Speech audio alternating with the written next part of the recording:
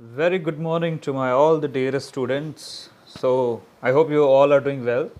Today we will be discussing the chapter number 3 of history, ruling the countryside. Okay, ruling the countryside.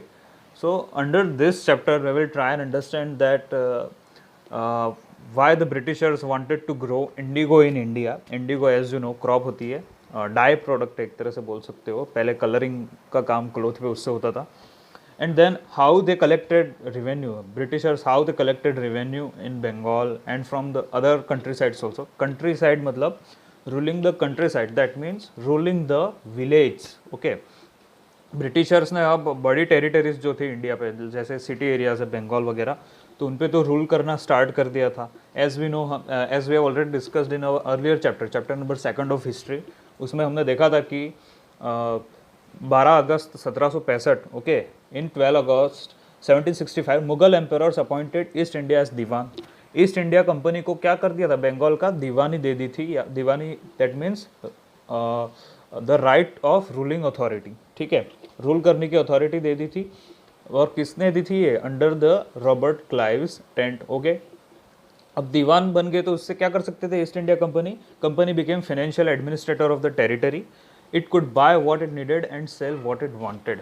अब company के पास सारी power आ गई थी east India company के पास. अब वो जो चाहे वो खरीद सकती थी बंगाल में, जो चाहे वो बाहर एक्सपोर्ट कर सकती थी. ठीक है, और वही खुद के रूल्स बनाती थी ईस्ट इंडिया कंपनी.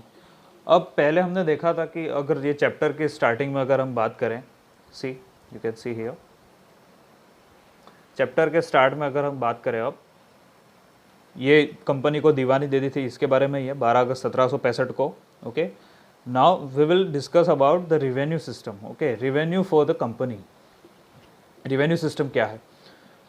अब पहले के टाइम पे क्या होता था, जब East India Company as a company के तौर पे बंगाल में आई थी, तब अगर उसको बंगाल से या इंडिया से कुछ खरीदना है, so what they need to do, they imported silver and gold from Britain in India and exported the goods and services from Bengal to Britain. Okay, उनको पहले जब उनके पास अथॉरिटी नहीं थी बंगाल के, वो मतलब रूलर्स नहीं थे, तब उनको कोई भी चीज़ बंगाल में खरीदने के लिए क्या करना पड़ता था, उनके ब्रिटेन में जो गोल्ड एंड सिल्वर होता था वो वहाँ ब्रिटेन से इंपोर्ट करके इंडिया में देना पड़ता था, बंगाल वगैरह में, और बंगाल वगैरह में देना पड़ता था. लेकिन अब उनके पास अथॉरिटी आ गई है, रूल्स वगैरह भी वो बनाते हैं, उनके पास सारी पावर आ गई एक तरह से. तो वो लोग क्या करते थे, उन्होंने ब्रिटेन से गोल्ड और सिल्वर को इंपोर्ट करना बंद कर दिया इंडिया में. अब उनको अगर उनकी आर्मी मेंटेन करनी है या फिर कोई फोर्ट वगैरह, किले वगैरह बनाने हैं, कोई बिल्डिंग्स बनानी है, तो वो कहाँ का पैसा यूज़ करते थे, बंगाल का. वाई, क्योंकि बंगाल की सारी पावर किसके पास आ गई थी, ईस्ट इंडिया कंपनी के पास आ गई थी. तो वो लोग क्या करते, बंगाल से सारे प्रोडक्ट्स वगैरह खरीदते और रेवेन्यू भी किसका यूज़ करते, सिर्फ बंगाल का ही यूज़ करते थे. तो इस तरह से उन्होंने क्या किया, they exhausted the whole treasury of Bengal. Okay, Bengal को एक तरह से पूरी तरह से निचोड़ लिया था, स्क्वीज कर लिया था, खाली कर दिया था बंगाल के पैसे को. ठीक है, अब बंगाल में पैसा नहीं था. So what it led to, इससे क्या हो गया, मतलब गांव वगैरह जो थे, गाँवों में जो फार्मर्स थे उनकी हालत बहुत ख़राब हो गई थी. ठीक है, अब वो लोग उस टाइम पे रेवेन्यू वगैरह दे नहीं पाते थे ठीक से. ठीक है, एंड इन 1770, 1770 में, as you can see here last line, second paragraph की जो लास्ट लाइन है, in 1770 terrible famine killed 10 million people in Bengal. 1770 में अकाल पड़ गया था बंगाल में, और उसमें around 10 million that means 1 crore के आसपास बोल सकते हो आप, around 10 million people died. Okay, and 1/3 population was wiped off. तो बंगाल की जो 1/3 पॉपुलेशन है वो ख़त्म हो गई थी, बहुत सारे लोग मर गए थे जब अकाल पड़ा था तब. ठीक है, ये इकोनॉमिक टाइम्स में जो क्राइसिस पड़ा था उस टाइम का है, ये सारे बाहर बैठे थे लोग. ठीक है, now the need to improve agriculture. Why the Britishers wanted to improve the agricultural activities in India. अब एग्रीकल्चर को इम्प्रूव क्यों करना चाहते थे ईस्ट इंडिया कंपनी के जो लोग थे. ठीक है, और यू कैन से द ब्रिटिशर्स. ये जो चार्ल्स कॉर्नवेलिस है, अब 20 साल बाद इन्होंने क्या क्या नया कॉन्सेप्ट निकाला आफ्टर 20 ईयर्स. व्हाट कॉन्सेप्ट, तो ये जो 4 कॉर्नवेलिस है, इंट्रोड्यूस्ड परमानेंट सेटलमेंट इन 1793. इन्होंने परमानेंट सेटलमेंट का एक कॉन्सेप्ट निकाला. Under this concept settlements, rajas and talukdars were recognised as zamindar. तो जो तालुकदार्स होते थे या फिर जिनके पास जगह होती थी, या फिर जो मालिक होते थे, स्पेशली लैंड ओनर्स होते थे, उनको एक जमींदारी प्रोवाइड कर दी गई। Zamindari that means the ownership और द रिस्पॉन्सिबिलिटी और the accountability which is provided to them by the Britishers. Okay, इसके अंदर क्या होता था कि अब ये जो जमींदार थे, लैंड ओनर्स थे, चार्ल्स कॉर्नवेलिस के कहने पे अब इनको क्या करना था, फार्मर्स से रेवेन्यू कलेक्ट करना था, पैसा कलेक्ट करना था पर प्रोडक्शन ऑफ क्रॉप्स। ओके, कि मतलब क्रॉप्स की जो भी प्रोडक्शन है, कितनी भी क्रॉप्स उग रही है, उनको एक फिक्स अमाउंट का लगान देना पड़ता था, रेवेन्यू देनी पड़ती थी। किसको? ब्रिटिशर्स को। ठीक है, गांव वालों को, जो फार्मर थे वो। ये फार्मर से ये लगान वसूलता कौन था? कौन ये सब काम करता था? ये जो जमींदार थे, जिनको ब्रिटिशर्स ने अपॉइंट किया था एज अ जमींदार। ठीक है, ये लोग फार्मर्स से रेवेन्यू कलेक्ट करते and they submitted the whole revenue to the Britishers और the East India company. Okay, regular income for company encourage zamindars to invest in land. अब इसमें प्रॉब्लम क्या थी? ठीक है, प्रॉब्लम ये थी कि ये जो रेवेन्यू फिक्स किया गया था, अमाउंट सर्टेन जो परसेंटेज होता है कि इतना लगान तो आपको देना ही है, ये लगान बहुत ही ज़्यादा था फार्मर्स के हिसाब से। इन द फार्मर्स परस्पेक्टिव ये जो लगान था, this revenue was so much higher than their income also. ठीक है, तो इन लोगों को मुश्किल पड़ती थी। वही हमेशा सोचते थे कि हमारे क्रॉप्स तो इतने अच्छे से उग नहीं रही है, तो हम इतना लगान कहाँ से दे देंगे। ठीक है, ये प्रॉब्लम थी, द प्रॉब्लम, ये करके यहाँ पे जो हेडिंग दी इसमें ये चीज़ दी गई। तो इससे क्या होता था, द फार्मर्स और the zamindars were unable to improve the land quality और the basic requirements which the land needed to be fulfilled. Okay, तो कोई इम्प्रूवमेंट नहीं कर पाते थे लैंड्स पे, क्योंकि इनको बहुत ज़्यादा रेवेन्यू देना पड़ता था। अब इन्होंने क्या किया था, अगर सपोज कोई फार्मर या कोई ज़मींदार रेवेन्यू देने में फेल हो जाता है, रेवेन्यू, ज़मींदार कौन होते हैं? जो लैंड ओनर्स होते हैं। ठीक है, अगर उसने लगान देने से वो फेल हो गया, उसको लगान जितना देना था उतना नहीं दे पाया, सो ऑटोमेटिकली उसकी ज़मींदारी चली जाती। ठीक है, he lost his zamindari and his land will be auctioned by the Britishers and sold to the Britishers itself. Okay, तो नीलामी में फिर उसकी जगह बेच दी जाती, और खरीदता भी कौन था? ब्रिटिशर्स ही खरीदते थे सारी जो जगह थी। अगर कोई लगान नहीं दे पाता तो जगह बेच दी जाती थी। अब अगर हम बात करें तो एक तरह से हायरार्की होती थी इंडिया में उस टाइम पे। हायरार्की दैट मीन्स लेवल, कि सबसे नीचे कौन होते थे? पीजेंट्स होते थे। पीजेंट्स को उस टाइम पे क्या बोलते थे? रॉट्स बोलते थे, RYOTS, रॉट्स। ठीक है, याद रखना, रॉट्स करके अगर इसमें नाम है तो समझ जाना फार्मर्स की बात हो रही है, पीजेंट्स की बात हो रही है। पीजेंट्स के ऊपर आते थे village headman. Village headman that means जिसको पूरी विलेज में रेवेन्यू का काम दिया गया, और विलेज के लगभग ही कौन आते थे? जमींदार्स आते थे, जिनके पास खुद की जगह होती थी। ठीक है, और इन सबसे ऊपर कौन आता था? सब किंग आता था। And at that time who was the king? The Britishers. Britishers ही राजा महाराजा थे, वही ये सारे काम कर रहे थे नीचे की तरफ। ठीक है, now in the first decade of 19th century, अब 19th सेंचुरी में क्या हुआ? That price of market rose and cultivation expanded but no gain for company. अब पहले तो गांव वालों का ऐसा लगा था कि ये इन्होंने अब हमसे ये लगान ले रहे, तो हमारा से तो मैनेज होगा नहीं। ठीक है, हम कैसे दे पाएंगे इतना सारा लगान। बट लेटर ऑन अब क्या होता है, कभी कभी क्रॉप्स नहीं उगती, लेकिन कभी कभी बहुत ज़्यादा अमाउंट में उग जाती है, बहुत अच्छी फसल होती है। तो जब जब भी फसल अच्छी होने लगी, विलेजर्स ने सोचा कि ठीक है, थोड़ा बहुत लगान देना है तो चल जाएगा, हमें कोई दिक्कत नहीं है यूँ। ठीक है, तो उनको फिर बाद में ऐसे कोई दिक्कत नहीं होने लगी लगान देने में। But the Britishers found that we are gaining not much. Okay, हमको इतना ज़्यादा नहीं मिल रहा है ये रेवेन्यू कलेक्शन से जितना हमको मिलना चाहिए। हमने भले अमाउंट फिक्स रखा है, रेवेन्यू का अमाउंट फिक्स था, भले क्रॉप्स उगे या नहीं उगे, चाहे ज़्यादा उग जाए, ओवर प्रोडक्शन हो जाए या कुछ भी हो जाए, बट उनका रेवेन्यू का अमाउंट फिक्स था कि इतना ही देना है आपको।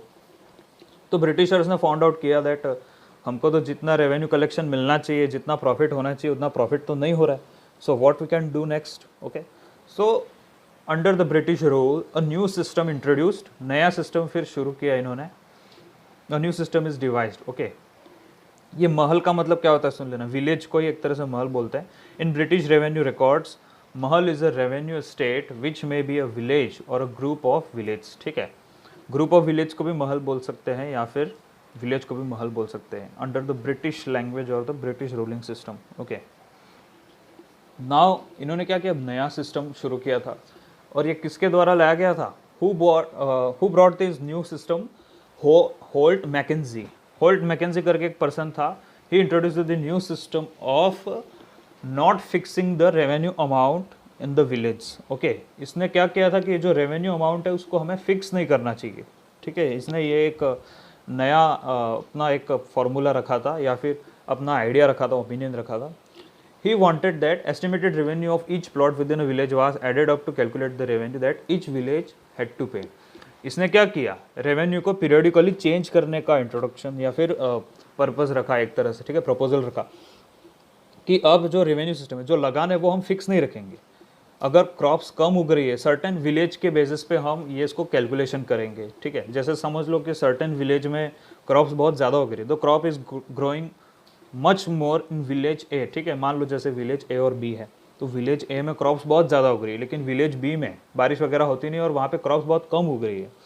तो ब्रिटिशर्स ने ये अंडर होल्ट मैकेंजी के अंदर ये नया सिस्टम क्या था कि अगर विलेज ए में बारिश बहुत ज़्यादा हो रही है और क्रॉप्स बहुत अच्छी उग रही है, तो वहाँ से रेवेन्यू का अमाउंट क्या है, ज़्यादा लिया जाएगा, बहुत ही ज़्यादा। ठीक है, अगर विलेज बी में बारिश नहीं हो रही है, क्रॉप्स वगैरह ज़्यादा अच्छे से ग्रो नहीं हो रही, तो वहाँ पे रेवेन्यू का अमाउंट बहुत ही कम कलेक्ट किया जाएगा। ठीक है, तो इस तरह से इस the revenue collection system made flexible and not rigid. Okay, इसको रिजिडिटी से हटा दिया और फ्लेक्सिबल कर दिया कि रेवेन्यू सिस्टम अब रेवेन्यू अमाउंट फिक्स नहीं रहेगा। और इस पूरे सिस्टम को विलेज से कलेक्ट किया जाता था, तो इनके ये बोलते क्या थे, महल सिस्टम, महलवारी सिस्टम बोलते थे एक तरह से, महलवारी सिस्टम। ओके, यहाँ पे लिख दिया गया है ये महल सिस्टम। ओके, तो इसमें क्या करते थे, विलेज हेडमैन होता था। Village headman as I said peasants से ऊपर के होते हैं, तो विलेज हेडमैन को ये चार्ज दिया था कि वो सारा रेवेन्यू को कलेक्ट करें and they provided to the zamindars और द ब्रिटिशर्स। ओके, देन एक और सिस्टम आया था मुंद्रो। एक ये जो नया सिस्टम था ये स्पेशली नॉर्थ इंडिया में ज़्यादा फेमस था, जो हमने अभी डिस्कस किया। ठीक है, महलवारी सिस्टम जो है। फिर आया था Munro system. Munro system was much more famous in South India. Okay, South India में ज़्यादा फेमस था। और ये मुंद्रो सिस्टम के अंदर कौन सा सिस्टम आया था, एक तरह से रेवतवारी सिस्टम करके है, वो आया था। ये you can see here Ryotwari system, ये रेवतवारी सिस्टम। ओके, तो मुंद्रो सिस्टम में रेवतवारी सिस्टम क्या होता है, it was much more wider and famous in the South India and under this system ये it was brought up by the captain Alexander Read. Okay, Alexander Read लाए थे and specially ये सबसे पहले कहाँ पे इम्प्लीमेंट किया गया था, जहाँ पे टिप्पू सुल्तान पहले रूल करता था, मैसूर और सेरीरंगपट्टनम में। Okay, then later on it was implemented in the other parts of South India also. Under this system Britishers didn't appoint any kind of zamindars और the land owners. Okay, Britishers ने इस सिस्टम के अंदर क्या किया था कि कोई जमींदार वगैरह नहीं रखे थे रेवेन्यू कलेक्ट करने के लिए। जैसा हमने अभी आगे का सिस्टम पहले देखा कि उसमें भी जमींदार सारा रेवेन्यू कलेक्ट करते थे, परमानेंट सेटलमेंट जो होता था उसमें भी जमींदार रेवेन्यू कलेक्ट करके ब्रिटिशर्स को देते थे। लेकिन ये मुंद्रो सिस्टम, ये रेवतवारी सिस्टम जो है, उसमें ऐसा कुछ सिस्टम नहीं था कि जमींदार सारा रेवेन्यू कलेक्ट करेंगे और फिर ब्रिटिशर्स को प्रोवाइड करेंगे। इसमें Britishers directly collected the whole sum of revenue from the villagers itself. Okay, villager से डायरेक्टली ये रेवेन्यू सिस्टम को, पूरा जो रेवेन्यू है एक साल का, वो कलेक्ट करते थे डायरेक्टली। इसमें कोई जमींदार वगैरह अपॉइंट नहीं किए थे। Okay, now if we talk next thing, try and understand crops for Europe. Now the Britishers realised, Britishers ने एक चीज़ रियलाइज की कि हम ये जो गांव हैं, अब जैसे बंगाल का तो पूरा अधिकार, पूरी अथॉरिटी हमारे पास है, ब्रिटिशर्स के पास है, तो उन्होंने ये सोचा दैट हम सिर्फ बंगाल को एज अ रेवेन्यू पर्पस के लिए क्यों यूज़ करें, हम तो और चीज़ें, जैसे उस टाइम पे क्रॉप्स की भी डिमांड ज़्यादा होती थी। ओके, कि वहाँ पे ब्रिटेन में भी खाने पीने की ज़रूरत पड़ती थी, कलरिंग की ज़रूरत पड़ती थी, डाई प्रोडक्ट, इंडिगो। ठीक है, indigo crop. So the Britishers realise that we should grow crops also, we have so much benefit. Okay, we will get profit in by growing crops and selling it or exporting it into the Britain or other countries also. ठीक है, तो in the 18th century trying to grow opium and indigo, 18th century में इन्होंने क्या किया कि pursue किया सारे अलग अलग गांव वालों को कि उनके वहाँ पे जो भी क्रॉप्स उगती है ज़्यादा, वो सबसे ज़्यादा उगाएं, और इंडिगो को भी ग्रो करने के लिए सबसे ज़्यादा इन्होंने फोर्स किया इन्होंने। ठीक है, अब इंडिगो क्या है, एक तरह से ब्लूइश डाई प्रोडक्ट था उस टाइम पे। ठीक है, आज के टाइम पे तो सिंथेटिक कलर होता है ब्लू, जो कपड़ों पे चढ़ाया जाता है। ये बहुत ही एक लेंदी प्रोसेस होती है इंडिगो बनाने की। इसकी जो खेती होती है उसके फिर प्लांट्स को कलेक्ट करते हैं, ये इसका प्रोसेस के बारे में हम आगे पढ़ेंगे, ठीक है। तो इंडिगो को ग्रो करने के लिए भी उस टाइम पे फोर्स किया था, क्योंकि मॉरिस प्रिंट्स जो थे ब्रिटेन में, मॉरिस प्रिंट्स जहाँ पे कपड़े बनाने का वगैरह काम होता था, तो उस क्लॉथ पे डाइंग जो ब्लू कलर होता था वो डाई करने के लिए बहुत ज़रूरी पड़ता था, ठीक है। और इंडिगो बहुत ही हाई क्वालिटी का होता था, ये एकदम अच्छा दिखता था और लाइट कलर था, ठीक है। So the Britishers persuaded the villagers और the peasants in all around the country. Britishers ने क्या किया, सबको परस्यू किया, बनाया। जैसे बंगाल में लोगों को बोला कि आप जूट की खेती करो, असम में बोला टी गार्डनर्स, ओके, चाय पत्ती की खेती करो। यूनाइटेड प्रोविंसेस जो आज के टाइम पे उत्तर प्रदेश है, उत्तर प्रदेश में बोला गया कि शुगर केन की खेती वो लोग ज़्यादा करें जो फार्मर्स है वो। पंजाब में वीट, गेहूं वगैरह की खेती करने के लिए बोला। महाराष्ट्र और पंजाब में cotton, okay, the villagers required to grow cotton and rice in Madras, okay, चावल की खेती करने के लिए किसको बोला गया, मद्रास के पीजेंट्स को।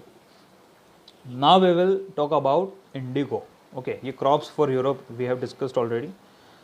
सी अ मॉरिस कॉटन प्रिंट, ये मॉरिस कंपनी की हम बात कर रहे थे, वहाँ के प्रिंट्स है। ये ब्लू कलर जो है ना, ये किससे बनता था उस टाइम पे, इंडिगो की खेती से ये प्रोड्यूस किया जाता था, ये ब्लू डाई कलर, ठीक है। So that is why now the demand of indigo is growing more and more, okay. तो स्पेशली इंडिगो की खेती होती कहाँ है, जो ट्रॉपिकल रीजन्स होते हैं एक तरह से, ठीक है, बारिश होती है, गर्मी पड़ती है, तो ट्रॉपिक्स में उगता है। Used in cloth manufacturing France, Italy and Britain by 13th century. तो 13th सेंचुरी तक ये बहुत जगह पे, जैसे फ्रांस है, इटली है और ब्रिटेन, वहाँ पे इंडिगो को बहुत ही ज़्यादा अमाउंट में यूज़ किया जाता था। Small amount reached with high price, okay. अब इंडिगो क्या मतलब, उस टाइम पे क्या होता था कि the quantity were less but the price were more, okay. उसकी कम क्वांटिटी की भी प्राइस बहुत ज़्यादा होती थी, because it was in greater demand also, ठीक है। European depended on plant would. अब उस टाइम पे इंडिगो क्या है कि जो यूरोपियन कंट्रीज थी, तो यूरोपियन कंट्रीज में क्या इंडिगो इतना था नहीं, सो दे वर डिपेंडेड, वहाँ पे एक प्लांट, वहाँ पे कौन सा क्रॉप उगता था, प्लांट वुड करके एक खेती करी जाती थी उसकी। यह भी एक थोड़ा ब्लूइश टाइप का ही था, इसके कलरिंग जो डाई होता था, but it was pale and dull, ठीक है। इसमें वो लाइटनिंग या फिर इतना अच्छा कलर नहीं आता था निकल के जितना इंडिगो से आता था, ठीक है। और स्पेशली कहाँ पे ये उगता था, ये प्लांट वुड जो है, in the northern Italy, southern France and Germany and Britain, वहाँ पे ये उगाया जाता था, ठीक है। तो वहाँ पे अब इतना अच्छा कलरिंग वगैरह होता नहीं था इसका, that is why they needed indigo for growing purpose, okay. Now in the 17th century, अब इन्होंने, अब इससे क्या हो गया, अब यूरोपियन कंट्री में तो प्लांट वुड उगता था, तो वहाँ के जो पीजेंट्स थे, खेतीबाड़ी करने वाले, जो वुड प्लांट को उगाते थे, उन्होंने नोटिस किया कि इंडिगो का अगर ऐसे ही इंपोर्ट होता रहा ब्रिटेन में अगर ऐसे ही इंडिगो आता रहा, इंडिगो का कलर आता रहा, तो उनका बिजनेस तो चौपट हो जाएगा, प्लांट वुड का जो खेती करते हैं उनका, ठीक है, वुड की खेती करते हैं। तो इन्होंने एजिटेशन किया, they protested against the indigo imports from India, ठीक है, और एनी अदर कंट्री। ब्रिटेन के जो खेतीबाड़ी के थे, यूरोपियन कंट्रीज़ के जो थे, इन्होंने आंदोलन किया कि बाहर से जो इंडिगो आ रहा है हमारी कंट्री में वो बंद हो जाए, क्योंकि इससे क्या हो रहा है, हमारा बिजनेस खतरे में पड़ रहा है, हमारी खेती खतरे में पड़ रही है, ठीक है। But the Britishers were reluctant for doing this, और the European people were reluctant to for doing this. Why? इनको ऐसी कोई इच्छा क्यों नहीं थी कि हम ये सब नहीं करेंगे, हमें कोई बैन नहीं लगाना इंडिगो पे, क्योंकि they were knowing that the indigo colour was much more good and it was way more better than the plant wood. Plant wood भी एक ब्लूइश टाइप का ही कलर होता है, इंडिगो भी ब्लूइश टाइप का ही कलर होता है, बट इंडिगो की क्वालिटी और जो कलरिंग है वो ज़्यादा बेटर थी प्लांट वुड से, ठीक है। तो प्लांट वुड वालों ने जब बोला कि इंडिगो को बैन कर दो यूरोप में आने से, तो ऐसा किसी ने नहीं किया, क्योंकि इंडिगो से बहुत ही प्रॉफिट हो रहा था and it was very much in demand also, okay. In the 17th century जो इंडिगो पे कुछ एक कंट्रीज़ में जो बैन लगाया गया था यूरोपियन कंट्रीज़ में, वो हटा दिया गया, इंडिगो पे बैन हटा दिया गया। अब कहाँ कहाँ पे उगता था इंडिगो, स्पेशली ये इंपॉर्टेंट चीज़ है कि कहाँ पे इसको ग्रो किया जाता था इंडिगो को, ठीक है। सो इंडिगो प्लांटेशन कहाँ पे होता था, फ्रेंच कल्टिवेटेड इंडिगो फ्रांस में होता था, एक तो सेंट डोमिंगो इन कैरिबियन आइलैंड्स, सो ब्राज़ील में पोर्तुगीज़ जो थे वो ग्रो करते थे। देन इंग्लिश जो ब्रिटिशर्स थे वो कहाँ से बेसिकली इंपोर्ट करते थे, जमाइका से। एंड स्पेनिश इन वेनेजुएला में स्पेनिश जो थे वो लोग इंडिगो की खेती वगैरह का काम कराते थे, प्लांटर्स जो होते थे। इंडिगो प्लांटेशन कराया कैसे जाता था? Large farm with forced labour started in North America. North America में बड़े बड़े खेत होते हैं, आपको पता है, अमेरिका में, यूएसए में। तो वहाँ पे बड़े खेतों में ज़बरदस्ती फोर्स्ड लेबर, उस टाइम पे लेबर कहाँ से आता था? अफ्रीका में लोगों को ह्यूमन ट्रैफिकिंग होती थी, लोगों को ज़बरदस्ती अफ्रीका से पकड़ के अमेरिका ले जाया जाता था काम करने के लिए, गुलाम बना के काम कराने के लिए, ठीक है। जिनको खेतों में स्लेवरी कराते थे, फोर्स्ड लेबर जिसको बोलते हैं, और ज़बरदस्ती इंडिगो की खेती वगैरह कराते थे। सो लेटर ऑन क्या हो गया, इंडिगो की demand it rose huge, okay, एक सर्टेन लाइन तक बहुत ही बढ़ गई इंडिगो की demand, and the supplies were decreased, okay. अब क्या दिक्कत हुई? इंडिगो की डिमांड बढ़ गई बट सप्लाई कम हो गई। एंड व्हाट हैपेंस, जब डिमांड बढ़ती है और सप्लाई कम होता है तो क्या होता है? प्राइस बहुत ही ज़्यादा बढ़ जाती है, ठीक है। सो सप्लाई कम कहाँ पे हो गई? वेस्ट इंडीज एंड अमेरिका, ठीक है, यहाँ दोनों जगह पे सप्लाई कम हो गई। Between 1783 and 1789 production reduced to half and people were looking for new sources. तो प्रोडक्शन बहुत कम हो गया था इंडिगो का, सप्लाई जिसको बोलते हैं, और डिमांड बढ़ गई थी। तो लोग अब क्या, जो ब्रिटिशर्स वगैरह हैं, तो अब ये दूसरी जगह ढूंढने लगे कि अब और कहाँ इंडिगो हमें मिल सकता है, अब कहाँ से ढूंढे हम। ऐसा क्यों ढूंढ रहे थे? क्योंकि जो 1791 में एजिटेशन किया था अफ्रीकन स्लेव्स ने, ठीक है, फ्रांस में भी ये सारी चीज़ें थी, फ्रेंच कॉलोनीज जो होती थी वहाँ पे भी अफ्रीका के जो ह्यूमंस थे उनको स्लेव, गुलाम बना के काम कराते थे। सो दे स्टार्टेड एजिटेशन, ओके, इन्होंने बगावत छेड़ दी थी फ्रेंच कॉलोनीज में, और स्लेवरी जो गुलामी उसको कम्प्लीटली डिमोलिश या फिर एबॉलिश कर दिया था इन 1792 में, ओके। एक साल के अंदर अंदर पूरी स्लेवरी को बर्बाद कर दिया था, कि अफ्रीकन्स ने आंदोलन किया था कि हम गुलामी नहीं करेंगे किसी की भी। तो इससे क्या हो गया, इंडिगो का प्लांटेशन बंद हो गया। So from last decade of 18th century, अब इससे क्या हो गया, फिर ब्रिटिशर्स इंडिया में टर्न हो गए थे। यहाँ पे लिखा है ब्रिटेन टर्न्स टू इंडिया। अब बाकी सब जगह पे, फ्रेंच कॉलोनीज में, नॉर्थ अमेरिका में, स्लेव से ही वो इंडिगो की खेती कराते थे। लेकिन अब स्लेव्स ने तो आंदोलन करके लड़ाई कर दी थी कि हम प्लांटेशन वगैरह नहीं करेंगे, हम किसी की गुलामी नहीं करेंगे। So now the Britishers turn to India, ठीक है। ब्रिटिशर्स अब इंडिया में, उन्होंने सोचा कि हम इंडिया में भी इंडिगो की खेती करा सकते हैं। So they force the Bengal peasants, okay. इन्होंने सोचा कि हम बंगाल में आराम से इंडिगो की खेती करा सकते हैं। तो अगर हम देखें, सी यहाँ पे लिखा हुआ है, ये इंपॉर्टेंट चीज़ है, ये जो लिखा हुआ है, ठीक है, दैट 1788 में वहाँ पे इंडिगो का प्लांटेशन कितना था बंगाल में? सिर्फ 30%, okay. 30% of Indigo exported from India. 30% Indigo की प्रोडक्शन है वो बंगाल से बाहर जाती थी, इंडिया से बाहर जाती थी, ठीक है। जो 1810 में, 1810 में कितनी हो गई बढ़ के? 95%।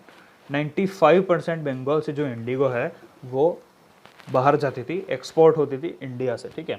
Company invested in indigo and officers left the job to look after indigo plantation business with huge profits.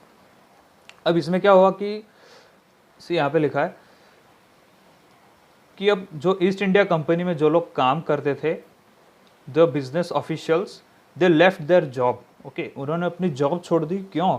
क्योंकि उन्होंने फाइंड आउट किया कि इंडिगो के प्रोडक्शन में, इंडिगो के इंपोर्ट एक्सपोर्ट में तो बहुत ज़्यादा प्रॉफिट हो रहा है, ठीक है। हम इंडिया में इंडिगो को ग्रो करेंगे और उसको बाहर एक्सपोर्ट करेंगे, then we will gain so much huge profits and we will have so much money and will become wealthier also, okay. तो इन्होंने क्या किया, ईस्ट इंडिया कंपनी की जॉब छोड़ के ये इंडिगो का इंपोर्ट एक्सपोर्ट करना शुरू कर दिया, और इससे बहुत ज़्यादा प्रॉफिट भी हुआ उनको। और कंपनी ने भी क्या कर दिया, ईस्ट इंडिया कंपनी ने इंडिगो की, उनको भी पता था कि इंडिगो की खेती में बहुत फ़ायदा हो रहा है, इंपोर्ट एक्सपोर्ट में बहुत ज़्यादा प्रॉफिट हो रहा है। सो उन्होंने भी लोन वगैरह प्रोवाइड करना शुरू कर दिया to those who grew indigo, okay. जो इंडिगो को ग्रो करते थे, उनकी क्रॉपिंग करते थे, तो उनको लोन फैसिलिटी प्रोवाइड करना शुरू कर दिया था। अब इंडिगो कल्टीवेशन होता कैसे था? How was indigo cultivated, okay. So basically there were two systems, okay, two system that means, एक तो था nij cultivation, as you know here, see the problem with the nij cultivation. एक तो था नीज कल्टीवेशन और दूसरा था रेतवारी कल्टीवेशन, या फिर रेती कल्टीवेशन बोल सकते हो आप, ठीक है, रेती कल्टीवेशन। यहाँ पे स्लेव का मतलब दिखाया गया जो हमने अभी पढ़ा था, a person who is owned by someone else, जिसको कोई और खरीद लेता है या ओन कर लेता है और उससे ज़बरदस्ती काम कराया जाता है, उसकी सारी आज़ादी छीन ली जाती है, उसको स्लेव बोलते हैं, ठीक है। तो अब नीज कल्टीवेशन में क्या होता था, ये सिस्टम ध्यान से सुनना, nij cultivation and ryoti cultivation, both these things are important. So first of all we will discuss about the nij cultivation. Okay, nij cultivation जैसे मान लो आप कि ये खेत है पूरा, ठीक है, तो इसमें अराउंड 25% जो एरिया है, 25% पे जो इंडिगो उगाते थे तो उसको क्या बोलते थे, नीच कल्टीवेशन बोलते थे इस चीज़ को, ठीक है. और बाकी जो एरिया है ये कौन सा होगा, रेवती कल्टीवेशन, ठीक है. ये आपको समझ में आ गया होगा, नीच कल्टीवेशन एंड रेवती कल्टीवेशन. तो नीच कल्टीवेशन में प्लांटर्स जो थे वो had to grow indigo on his own land, ठीक है. प्लांटर्स मतलब जो इंडिगो उगाना चाहते थे, ठीक है, इंडिगो को ग्रो करना चाहते थे. जो ब्रिटिशर्स जो थे, ईस्ट इंडिया कंपनी के लोग थे, उनको प्लांटर्स बोलते हैं. तो उनको बोला गया कि इंडिगो को वो खुद की जगह पे उगाएं, ठीक है, उनके पास जो जगह वगैरह अवेलेबल है, या फिर जो पीजेंट्स उनको बोलें कि वो उनके जगह पे 25% एरिया पे इंडिगो को उगाएं, ठीक है. Indigo can be cultivated only on fertile areas. अब इंडिगो में प्रॉब्लम क्या चीज़ है कि it can only B grown on the fertile area, जहाँ पे ज़मीन बहुत उपजाऊ है तो वहाँ पे इंडिगो को उगा सकते हैं. Now there is a major problem with indigo crops, ठीक है, that whenever we are growing the indigo crops, the roots of indigo are much longer in the soil. Okay, Indigo की जो जड़ होती है बहुत लंबी होती है. It require so much water. Okay, इसको बहुत ज़्यादा पानी की अमाउंट में ज़रूरत पड़ती है. रूट्स बहुत लंबी होती है. So due to this it leads to soil erosion and the soil loses its fertility very fast. Okay, एक बार किसी जगह पे अगर इंडिगो की खेती कर दी तो वहाँ की सॉइल की फर्टिलिटी 0% रहेगी. वहाँ पे फिर आप कुछ भी नहीं उगा पाओगे. Okay, the soil will become useless, ठीक है. Please note this point. तो उस टाइम पे दिक्कत क्या थी नीच कल्टीवेशन में, प्लांटर्स जो थे ब्रिटिशर्स के वो इंडिगो उगाना चाहते थे, किससे, पीजेंट्स से. और लेकिन उस टाइम पे जो पीजेंट्स के पास खेत थे वो छोटे छोटे थे, टुकड़ों में बटे हुए थे, और वो एरिया भी बहुत ज़्यादा डेंसली पॉपुलेटेड था, ठीक है. And small plots could be acquired. तो इंडिगो का प्रोडक्शन इतना ज़्यादा पॉसिबल नहीं था. So what the planters did, उन्होंने सोचा कि हम सारे लैंड्स को लीज पे, रेंट पे ले लेते हैं, और जो जहाँ पे उनकी इंडिगो की फैक्ट्री थी वहाँ के आसपास के सारे लैंड्स को उन्होंने रेंट पे लेने की कोशिश की, और जो पीजेंट्स वहाँ पे दूसरी खेती करते थे उनको निकालने की कोशिश की. But it led to the huge conflicts and tension. इससे आपस में क्या वाद विवाद हो गया East India Company and the between the peasants also. और अब सारा लेबर को इकट्ठा करना, इंडिगो की खेती करने के लिए लोगों को काम करने के लिए लाना कि आप लोग इंडिगो की खेती करो, इन सब के लिए लोगों को इकट्ठा करना, it was difficult for the Britishers. Okay, ये चीज़ के लिए ब्रिटिशर्स को बहुत मुश्किल पड़ रही थी लोगों को इकट्ठा करने के लिए. और उस टाइम पे 1 बीघा ज़मीन भी होती थी. Okay, bigha that means you know the calculation of land, okay, in terms of एकड़. तो उस टाइम पे भी 2 प्लॉट्स की ज़रूरत पड़ती थी खेती सिंचाई करने के लिए. Investment and maintenance was big issue. अब एज यू नो इंडिगो में लेंदी प्रोसेस है, तो उसके लिए पैसा का इन्वेस्टमेंट भी बहुत ज़्यादा चाहिए, और मेंटेन करना पड़ता है, उसकी रखवाली करना और उसको बराबर से ग्रो करना, इन सब के लिए बहुत ज़्यादा अमाउंट की ज़रूरत पड़ती है. सो इंडिगो कल्टिवेशन में प्लांटर्स ने ये बोला कि आप 25% लैंड पे इंडिगो उगाइए, ओके, और बाकी, और उसको नीच कल्टीवेशन बोलेंगे, बाकी को रेवती कल्टीवेशन. रेवती कल्टीवेशन अब ध्यान से सुनना, ये तो नीच कल्टीवेशन था, that growing indigo on 25% of the whole area. Okay, if you talk about the ryoti cultivation से ये लिखा है indigo on the land of ryots. Okay, so under this ryoti cultivation of planters own land. इसमें क्या करते थे, इन्होंने क्या किया, प्लांटर्स जो थे ब्रिटिशर्स, इन्होंने बहुत सारी जगह खरीद ली, ठीक है, आसपास के जो बड़े बड़े खेत थे या छोटे खेत थे सब खरीद लिए. Now they forced the peasants, इन्होंने पीजेंट्स या फिर जो विलेज हेडमैन थे उनको फोर्स किया कि वह कॉन्ट्रैक्ट साइन करें, एग्रीमेंट साइन करें, जिसमें क्या होगा, उनको अब उनके खेतों में 25% तक कितना इंडिगो उगाना पड़ेगा, अराउंड 25% ऑफ देयर लैंड, ठीक है. ये उनको ऐसा ज़बरदस्ती कॉन्ट्रैक्ट साइन करा देते बाय द विलेज हेडमैन और बाय द विलेजर्स ऑल्सो, ठीक है. और इनको 25% इंडिगो उगाने के लिए भी लोन दिया जाता था, ठीक है, लोन फैसिलिटी भी प्रोवाइड की जाती थी. Now the problem was that, और लोन के साथ साथ ये जो ब्रिटिशर्स ईस्ट इंडिया कंपनी, जिनको प्लांटर्स कहते हैं इंडिगो उगाने के लिए, तो ये साथ साथ में सीड्स भी देते थे, बीज वगैरह इंडिगो उगाने के लिए. ड्रिलिंग का काम करना पड़ता है, ड्रिल करके बीज डालने का, वो भी देते थे. एंड ये सारी चीज़ें थे। और कल्टीवेटर्स, जो पीजेंट्स जो थे, खेती बाड़ी करने वाले, वो क्या करते थे, मिट्टी तैयार करते, उसमें बीज बोते and looked after the crop, फिर क्रॉप उगने तक उसका ख्याल रखते थे पूरा, ठीक है।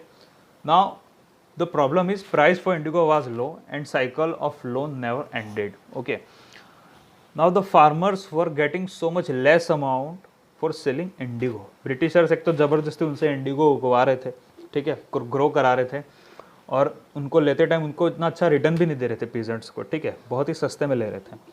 सो द पीजेंट्स और the farmers found it difficult to repay the loan amount. अब इनके लिए डिफिकल्ट हो गया था, एक तो इन्होंने लोन ले रखा था 25% लैंड पे इंडिगो उगाने के लिए, ठीक है। अब ये इंडिगो उगा के बेच रहे थे तो उनको इतना अच्छा रिटर्न भी नहीं मिल रहा था, तो जो लोन अमाउंट है वो कम्प्लीटली वो चुका नहीं पा रहे थे, ठीक है, रीपे नहीं कर पा रहे थे लोन अमाउंट जो है वो। तो इससे क्या हो गया, इनके ऊपर लोन का बर्डन बढ़ता गया। Indigo has deep roots and exhausted soil, जैसे मैंने बताया कि अब इंडिगो के रूट्स बहुत डीप होते थे और पूरी सॉइल की फर्टिलिटी को एग्जॉस्ट कर लेता था, जिससे सॉइल की फर्टिलिटी चली जाती थी। अब वहाँ पे राइस की, चावल की खेती नहीं उग सकती थी अब, ठीक है, चावल वगैरह नहीं उग सकते। And that time the villagers wanted to grow rice also, ठीक है, तो अब चावल वगैरह की खेती नहीं कर सकते थे। इससे विलेजर्स को बहुत ही, फार्मर्स जो थे स्पेशली, उनको बहुत ज़्यादा नुकसान हुआ था, ओके। ये आपको फोटो दिखाया गया है, workers harvesting indigo in early 19th century, Bengal from Colesworthey Grant, rural life in Bengal. तो बंगाल के गाँवों का ये सिनेरियो दिया गया है एक तरह से, ओके। यहाँ पे दिया गया ये इंडिगो के प्लांट्स, जो बड़े बड़े घास फूस आपको दिख रहे हैं, पकड़ पकड़ के लाते थे घर पे खेतों से, ठीक है, बुलॉक्स के थ्रू। Now we will try and understand indigo का प्रोसेस, ओके, कि इंडिगो को प्रोड्यूस कैसे करते थे, प्रोसेस होती थी। Specially the process is divided into 3 parts, okay. तो आप ये वीडियो देखिए, सबसे पहले आपको समझ में आ जाएगा कि इंडिगो को कैसे ग्रो करते हैं, okay? Indigo, the color of India. The color blue is an integral part of India. It is the color of the chakra or wheel in the Indian flag. It is also the color of the much-loved Indian cricket team. This is no coincidence. The usage of blue dye in India can be traced back to 2000 BCE and before. It was widely practiced across the Coromandel coast of the Gujarat coast, Bihar, the Gangetic plains, and many other parts of India. India had attained mastery in the extraction of neelam, or the blue dye, from the neelam plant in various shades from light blue to black. This plant was locally called as Neeli in Hindi, Neeli Chettu in Telugu, Avri Chedi in Tamil, or Indigo Ferra as per botanical classification. The total process from start to finish took 10 days, which involved crushing the soluble neelam leaves. Then came fermenting and boiling, where the light green color of the fermenting extract turned blackish blue. Beating was another method to add oxygen. It was by lengthy and vigorous beating of the fermenting liquid. Then the settled blue dye was filtered out to be scraped off, dried, and then shaped into cakes for easy transporting.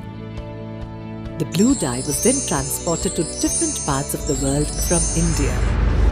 It was taken to Egypt by the Arabs, who called it ajrak. Ikat fabric in indigo blue, found in a pharaoh's tomb in Fostat near Cairo, stands a testimony to this.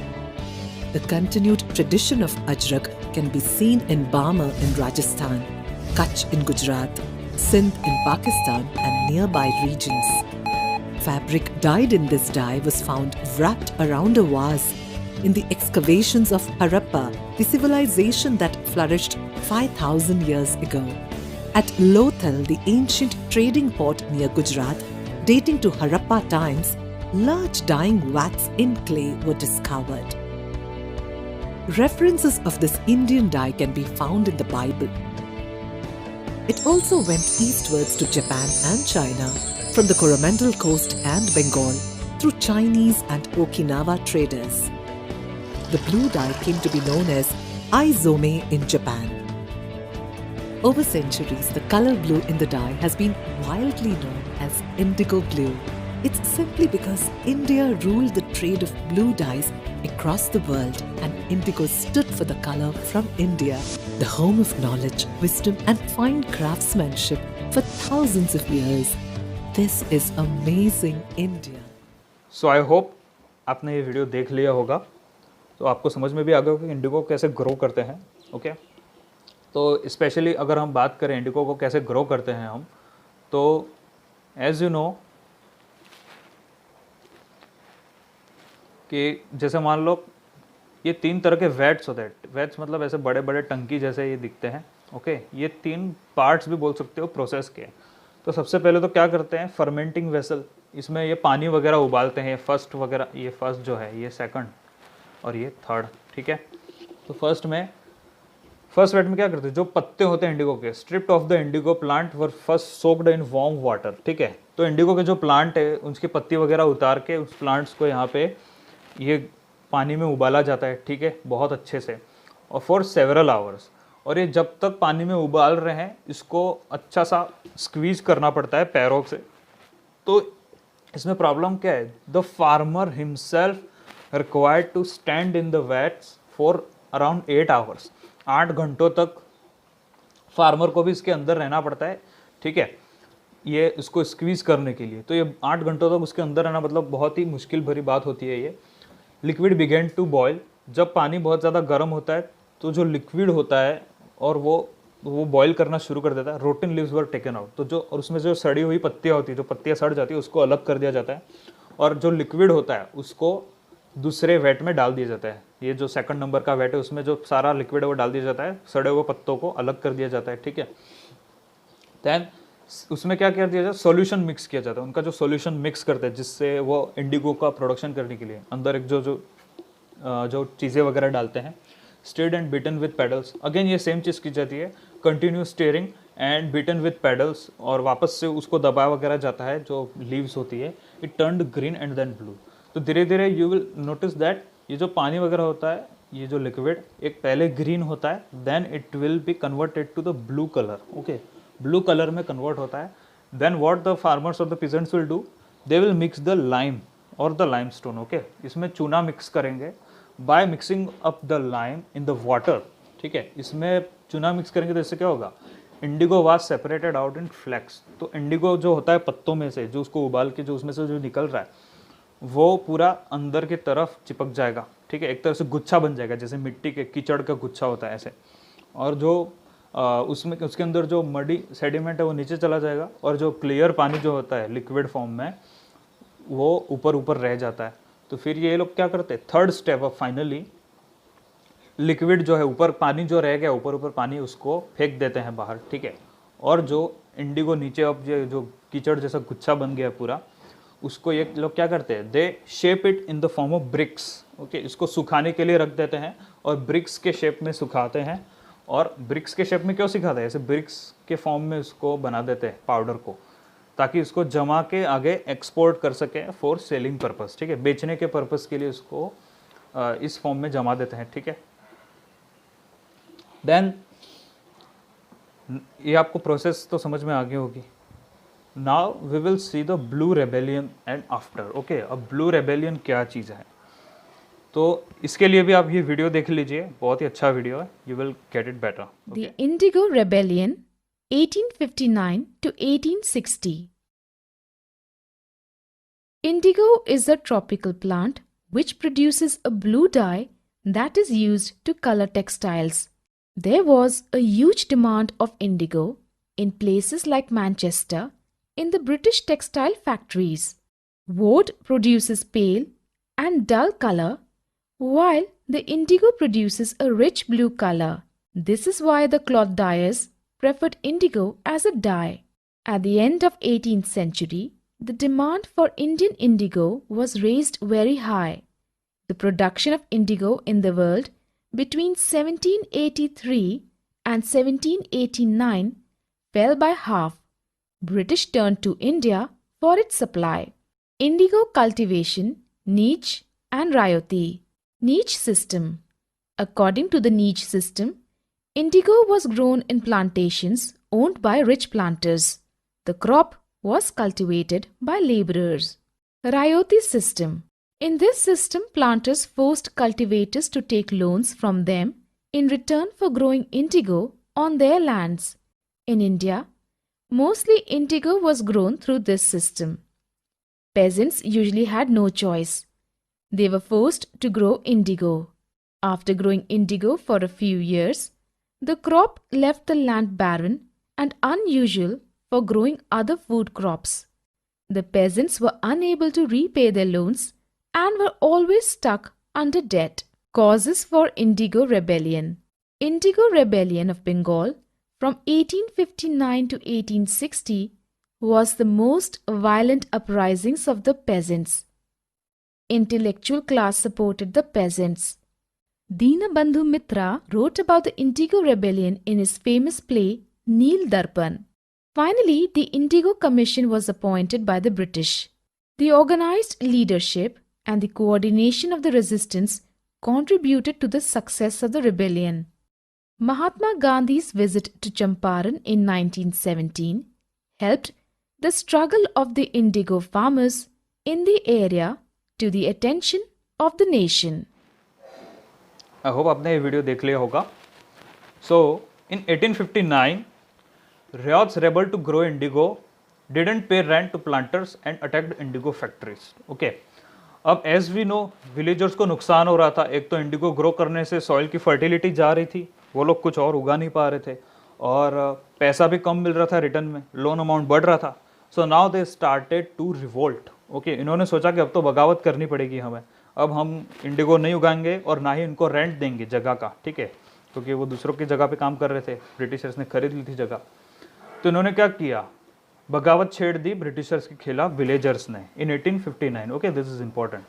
इन्होंने ना तो rent दिया planters को खेती का, ठीक है, planters को रेंट भी नहीं दिया, प्लस अगर और इंडिगो जो फैक्ट्रीज थी वहाँ पे इंडिगो उगाने के जो वहाँ जहाँ पे प्रोडक्शन का काम होता था उस पर भी अटैक कर दिया विलेजर्स ने. ओके, क्योंकि ये ऑब्वियसली टेंशन में थे, उनके घर बार वगैरह चलाने के प्रॉब्लम्स चल रहे थे. Those who worked for planters were socially boycotted. अगर विलेजर्स में भी ऐसा कोई पर्सन होता है जो ब्रिटिशर्स का कहना मान रहा था, उनके लिए इंडिगो उगा रहा था, so what the society did, the village society boycotted him and ostracised him from the society. Okay, उसको समाज से निकाल देते.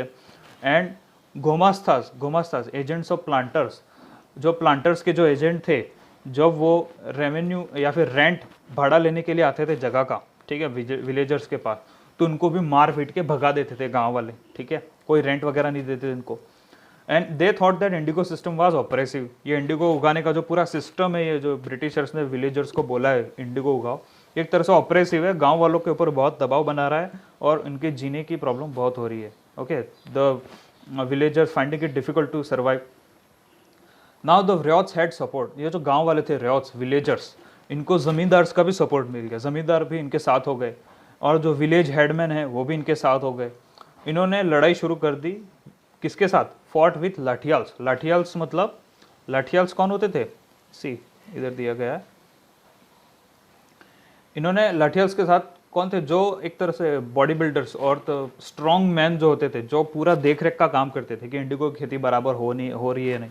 इसको किसने अपॉइंट किए थे? ब्रिटिशर्स के जो प्लांटर्स थे वो अपॉइंट करते थे, ठीक है, लाठियार्स को.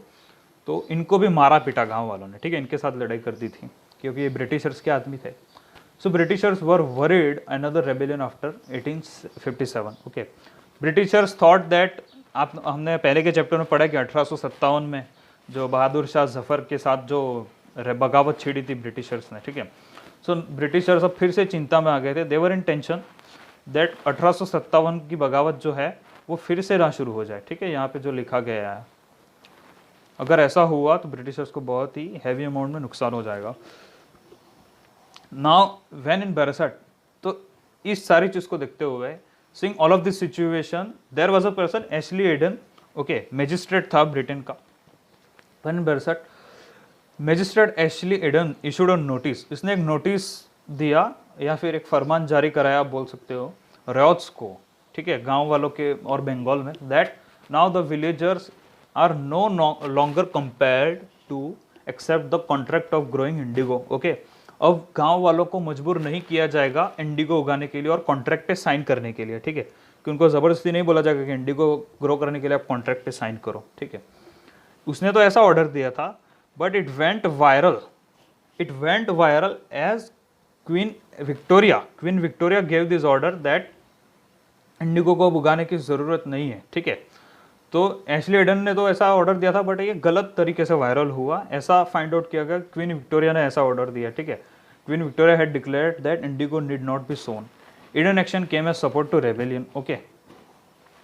अब गवर्नमेंट भी brought in military to protect the condition. फिर ब्रिटिशर्स की मिलिट्री आ गई, कि उनको ऐसा लगा कि नहीं, अब गांव वाले मान नहीं रहे, ठीक है, ये कुछ भी कर सकते हैं, ठीक है, ब्रिटिशर्स को दिक्कत होगी इससे। फिर एक ऑफिशियल ऑर्डर पास किया कमीशन ने, British commission passed an official order, okay, और official policy you can say, held planters guilty and declared that indigo production was not profitable for ryots. इस कमीशन ने ऑर्डर दिया दैट कि planters को guilty, एक तरह से दोषी करार किया, that planters are the culprit, कि प्लांटर्स एक तो सस्ते में इंडिगो को ग्रो करा रहे, जिससे फार्मर्स को बहुत नुकसान हो रहा है, इससे कोई प्रॉफिट नहीं हो रहा, उनके सर्वाइवल में दिक्कत आ रही है, ठीक है। तो प्लांटर्स को गिल्टी डिक्लेयर किया, and they had one more declaration that indigo production was not profitable for ryots. They were asked to continue the existing contract but can refuse for future, okay. उनको एक बहुत ही हेल्प करी गई farmers को, that existing contract जो है, मतलब उनको अब तक जो कॉन्ट्रैक्ट मिला है वो तो उनको करना ही पड़ेगा, उनको इंडिगो ग्रो करना पड़ेगा। लेकिन अगर उनको आगे भी अगर कोई प्लांटर्स कॉन्ट्रैक्ट देते हैं, प्रपोजल देते हैं कॉन्ट्रैक्ट साइन करने का, कि आप एक और कॉन्ट्रैक्ट ले लीजिए इंडिगो उगाने का, तो वो उनके ऊपर फोर्स नहीं कर सकते गांव वालों पे कि आप ये कॉन्ट्रैक्ट साइन करो, ठीक है। वो गांव वाला चाहे, the villagers can refuse the contract if they want, okay. Existing contract है वो तो उनको फुलफिल करना पड़ेगा, बट नेक्स्ट टाइम जो कॉन्ट्रैक्ट देंगे वो चाहे तो वो ना बोल सकते हैं गांव वाले, ठीक है। After revolt indigo production collapsed in Bengal and shifted to Bihar. तो ये सारी जो बगावत हुई थी, तो बंगाल में ऑब्वियसली विलेजर्स को बहुत ज़्यादा नुकसान हुआ था, so they shut down the indigo production in Bengal में सारा इंडिगो का प्रोडक्शन ब्रिटिशर्स ने बंद कर दिया, and started it in Bihar में ये शुरू कर दिया। Business was affected by synthetic die, but at that time synthetic die, जो मैंने बोला था कि आज के टाइम पे ओरिजिनल इंडिगो का यूज़ नहीं होता है, आज के टाइम पे सिंथेटिक, जो ब्लू इंडिगो डाई जैसा दिखता है बट ऐसा होता नहीं, ठीक है। तो आज के टाइम पे सिंथेटिक डाई यूज़ करते हैं, which is not much costlier and is fruitful also, okay. तो इससे इंडिगो का बिजनेस काफ़ी अफेक्ट हुआ, सिंथेटिक डाइज आ गई थी मार्केट में, okay.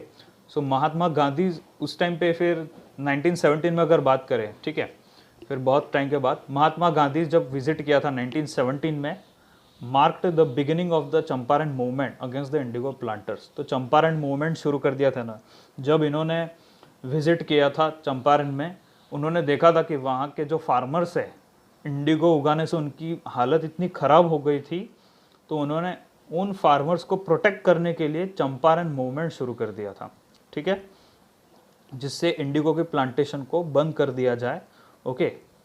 So this was your chapter, I hope you have understood it well. आपको कोई भी डाउट हो, you can ask me personally. I hope you enjoyed this chapter, you have watched the videos between the chapters also. So be happy, be safe and enjoy the weather, okay? Thank you so much.